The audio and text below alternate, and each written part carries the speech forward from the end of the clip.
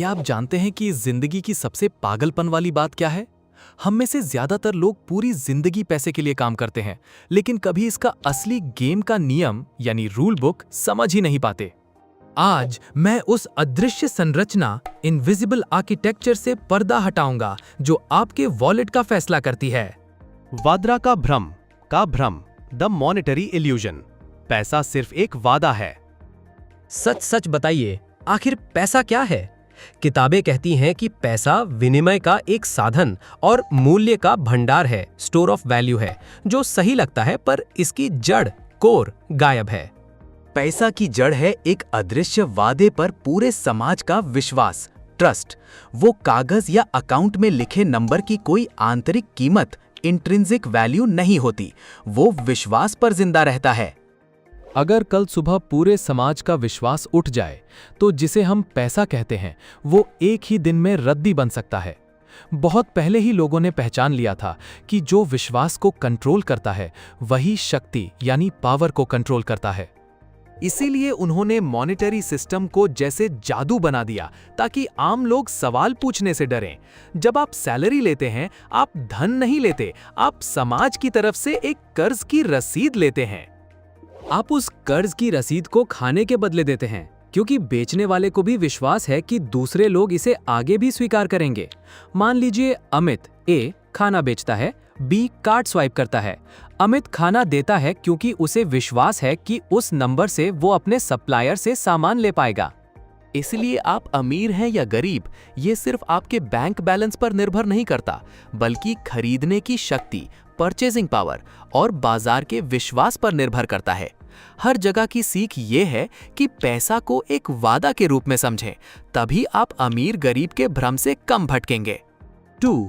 पैसा छापने की मशीन, बैंक और फ्रैक्शनल रिजर्व का धोखा।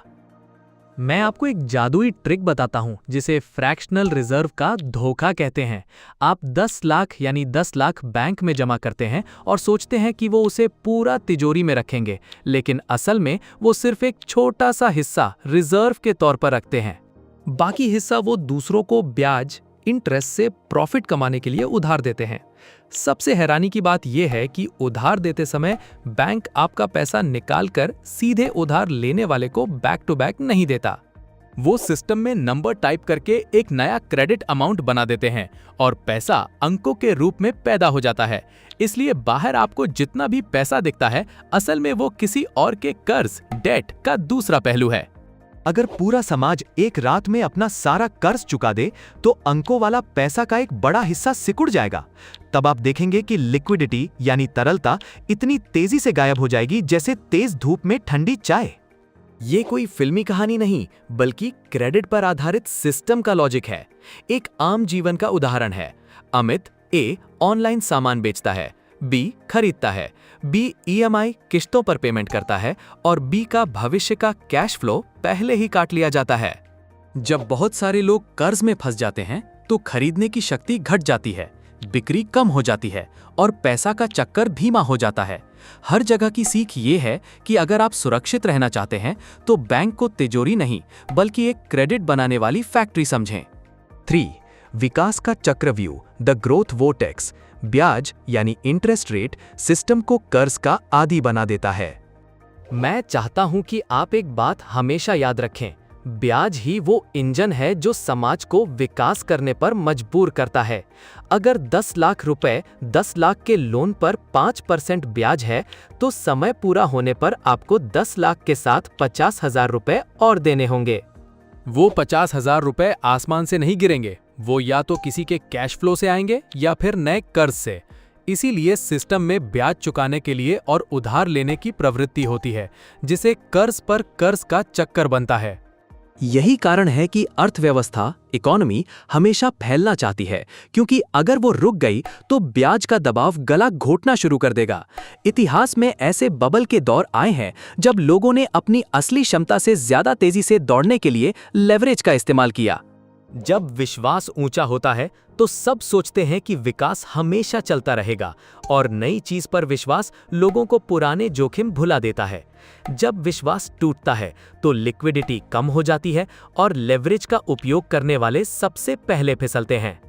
देखा आपने कई बार ये नहीं होता कि आप आलसी हैं, बल्कि आप एक ऐसे स्विमिंग पूल में तैर रहे हैं जिसमें ब्याज नाम की लहरें बनाने वाली मशीन लगी है।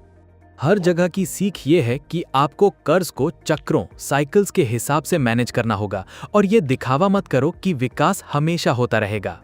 4.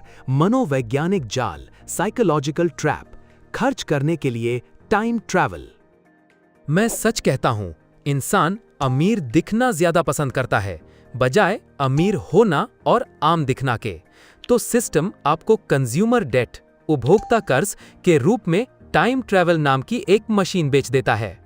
आप भविष्य के सुख को वर्तमान में खींच लाते हैं और इसकी कीमत 10 साल बाद की अपनी मेहनत से चुकाते हैं। जब अमित ए अपने दोस्तों को नए सामान खरीदते देखता है तो उसे फोमो, कुछ छूट जाने का डर हो जाता है और वो खुद से कहता है, पहले खरीदो बाद में देखेंगे। ये भीड़ की मानसिकता है, हर्ड मेंटालिटी है। जब सब दौड़ रहे हैं तो आप भी दौड़ते हैं, भले ही ना पता हो कि कहां जाना है। एड्स, विज्ञापन इसमें माहिर हैं कि वो प्रोडक्ट नहीं बेचते, वो पहचान यानी आइडेंटिटी और स्टेटस बेचते हैं। आप उस चीज की जरूरत के साथ पैदा नहीं हुए थे, आपको प्रोग्राम्ड किया जाता है कि उसके बिना आप हार गए।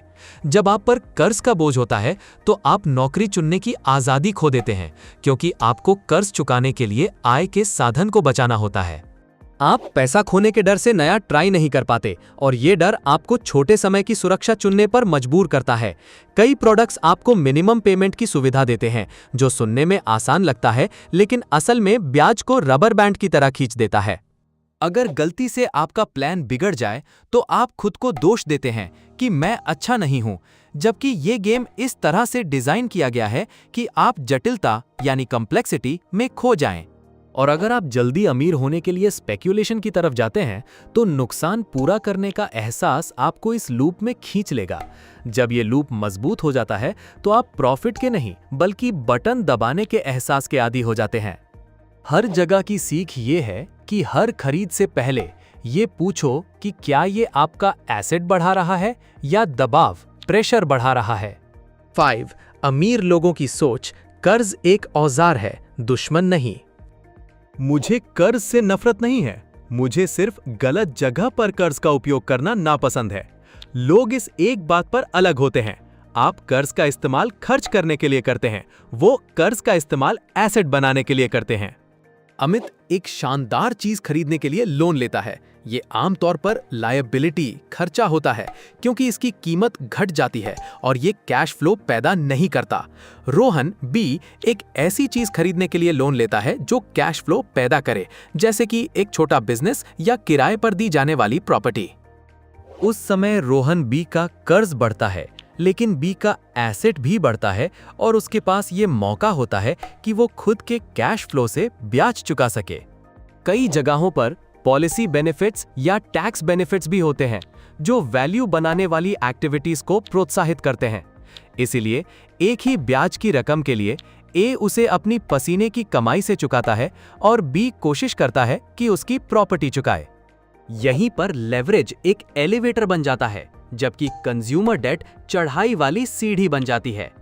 सही खिलाड़ी जानते हैं कि कंपाउंड इंटरेस्ट, चक्रवृद्धि ब्याज एक बहुत ही शक्तिशाली ताकत है, लेकिन इसे कर्ज पर नहीं एसेट्स पर लगाना चाहिए। 10,000 रुपए जो हर साल 10% बढ़ते हैं, धीरे लगते हैं, लेकिन कुछ दशकों के बाद कंपाउंड इंटरेस्ट उसे बिल्कुल अलग फिगर बना सकता है। इसके विपरीत हाई इंटरेस्ट कर्ज के 10,000 रुपए भी कंपाउंड इंटरेस्ट का उपयोग करके आपके कैश फ्लो को खा जाते हैं। हर जगह की सीख ये है कि कर्ज को उसके मकसद के हिसाब से वर्गीकृत करो, क्योंकि कर्ज बुरा नहीं है, सिर्फ गलत मकसद का कर्ज ही खतरनाक है। 6 पीढ़ियों का अंतर, शुरुआती बिंदु, स्टार्टिंग पॉइंट ही कंपाउंड इंटरेस्ट की रफ्तार तय करता है। मुझे सीधे कहना पड़ेगा, स्टार्टिंग पॉइंट इस कॉम्पाउंड इंटरेस्ट के गेम को फेयर नहीं रहने देता। अगर रोहन बी के पास परिवार से पहले से ही एसेट्स हैं, तो बी लाई कैप मोड को जल्दी चालू कर देता है। अगर अमित ए कर्ज से शुरू करता है तो वो उल्टा दौड़ रहा है, क्योंकि ब्याज शुरुआत में ही उसकी शक्ति निचोड़ देता है। जब अमित 30 साल की उम्र में भी कर्ज चुका रहा होता है तो वो कंपाउंड इंटरेस्ट की सबसे कीमती चीज यानी समय, टाइम खो चुका होता है। जब अमित 50 साल की उम्र में जाकर कैपिटल जमा करता है तो कंपाउंड इंटरेस्ट के लिए समय कम हो जाता है और नतीजा बड़ा नहीं होता। ये कड़वा सच है कि इसी वजह से पर्सनल फाइनेंस को समय वापस पाने पर ध्यान देना चाहिए। हर जगह की सीख ये है कि आप स्टार्टिंग पॉइंट नहीं चुन सकते, लेकिन आप उस सिस्टम को चुन सकते हैं जो इसकी कमी पूरी करे। 7. सॉल्यूशन। अपने लिए रूल्स ऑफ द गेम फिर से लिखना एक प्रोजेक्ट के जरिए। बुरी खबर यह है कि सिस्टम का मैथ्स आपका पक्ष नहीं लेता, लेकिन अच्छी खबर यह है कि आप अपनी स्ट्रैटेजी बदल सकते हैं। मैं आपसे अरबपति बिलियनर बनने को नहीं कह रहा, मैं आपसे रूल्स ऑफ द गेम के शिकार की भूमिका से निकलने को कह रहा हूं। स्टेप 1 है एक इमरजेंसी फंड बनाना, ताकि लिक्विडिटी बढ़े और फैसलों में दर कम हो। आप इमरजेंसी फंड के लिए 3 से 6 महीने के खर्च का टारगेट रखें, ताकि कोई भी मुसीबत हल की जाने वाली समस्या बन जाए, ना कि कोई बड़ी तबाही। स्टेप 2 है हाई इंटरेस्ट डेट को सबसे पहले खत्म करना, क्योंकि ये उल्टा कंपाउंड इंटरेस्ट है जो आपके कैश फ्लो में छेद कर रहा है। आप कैश फ्लो के हिसाब से कर्ज चुकाने का तरीका अपनाएं। सबसे महंगे या वो कर्ज जिसके कारण आपको नींद नहीं आती, उन्हें प्रायोरिटी दें। स्टेप 3 है सेविंग्स को ऑटोमेट करना, ताकि डिसिप्लिन आपका डिफॉल्ट मोड बन जाए, ना कि भावनाओं पर निर्भर हो। स्टेप 4 है लंबे समय के लिए डाइवर्स एसेट्स में निवेश करते रहना और फोमो जगाने वाले जल्दी जीतने के गेम से बचना। स्टेप 5 है अपनी स्किल से इनकम बढ़ाना, क्योंकि सबसे मजबूत शुरुआती पूंजी कैश फ्लो बनाने की क्षमता है। और जरूरी बात, आप फाइनेंस को प्रोजेक्ट के रूप में सीखें, ना कि सिर्फ देखने के लिए सीखें और इंस्ट्रक्शन हेल में फंसे रह जाएं। एक 7 दिन का प्रोजेक्ट फाइनेंस पर 100 वीडियोस देखने से बेहतर है जिसमें आप खर्च शीट को हाथ भी न लगाएं। आप सिनेरियोस कैलकुलेट करने के लिए एआई को कैलकुलेटर की तरह इस्तेमाल कर सकते हैं, लेकिन एआई फाउंडेशन बुनियाद को रिप्लेस नहीं कर सकता। अगर आप फाउंडेशन नहीं समझते तो आप बेहतरीन टूल्स के साथ भी बुरे फैसले लेंगे, क्योंकि आपको अपने आप को होशियार समझने का भ्रम, इल्यूजन ऑफ कॉम्पिटेंस होता है। और कृपया याद रखें, अपने चैप्टर 1 की तुलना दूसरों के चैप्टर 20 से न करें, क्योंकि ये भ्रम का जाल है। मुझे एक बात बहुत पसंद है, बर्दाश्त करने का इनाम है अनुभव यानी एक्सपीरियंस, और पैसे के मामले में ये आज़ादी यानी फ्रीडम में बदल जाता है। हर जगह की सीख ये है कि आपको सिस्टम तोड़ने की जरूरत नहीं है, आपको सिर्फ एक पर्सनल सिस्टम डिजाइन करना है ताकि वो सिस्टम आपको ना तोड़ दे। आपके लिए आसान शब्दों में छोटा सा निष्कर्ष। आज आपने देखा कि पैसा विश्वास है और सिस्टम कर्ज और ब्याज पर चलता है। आपने ये भी देखा कि साइकोलॉजिकल ट्रैप्स जैसे कि फोमो और हर्ड मेंटालिटी आपको कंज्यूमर डेट में घसीट सकते हैं। आपके पास 2 जीवन बचाने वाले सवाल हैं। क्या ये एक एसेट है या लायबिलिटी, खर्चा? और क्या ये कैश फ्लो बना रहा है या दबाव, प्रेशर पैदा कर रहा है? अब आप चुनते हैं, या तो दिखावा, शो ऑफ के पीछे दौड़ें, या फिर छोटे प्रोजेक्ट से आजादी का निर्माण करें। अगर आप हर हफ्ते अपनी फाइनेंशियल आईक्यू बढ़ाना चाहते हैं, वो भी इतनी आसान भाषा में जैसे कि चाय पे चर्चा, तो मुझे सब्सक्राइब करें। मैं रूल्स ऑफ द गेम के और टुकड़ों के साथ वापस आऊंगा, ताकि आप अपने भविष्य को कंट्रोल कर सकें। देखने के लिए धन्यवाद, और अगले वीडियो में मिलते हैं जिसमें कैश फ्लो पर एक और भी जबरदस्त टॉपिक होगा।